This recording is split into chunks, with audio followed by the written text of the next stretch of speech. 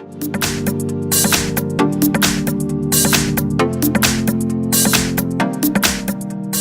I have INTEX Aqua Power, and let me show you how to take screenshot on the following device.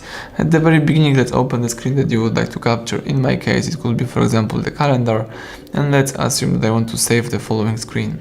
So what I need to do is use together power key and volume down for about 2 seconds. So let me do it. Let's hold down together those two keys for 2 seconds, and as you can see and hear, the device just took a screenshot.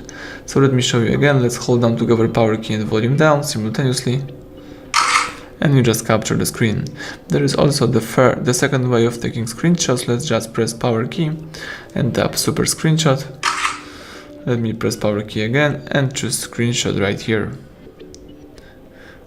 That's it. Now if you would like to find the screenshot folder, you can do it by using upper bar and by tapping screenshot captured, or you can also do it by using the home screen, tap apps icon, then scroll down, choose gallery, and choose screenshot under album. So here you can choose your screenshot and share, edit, delete, or do other things with your pictures. Thank you for watching. Please subscribe our channel, leave thumbs up under the video.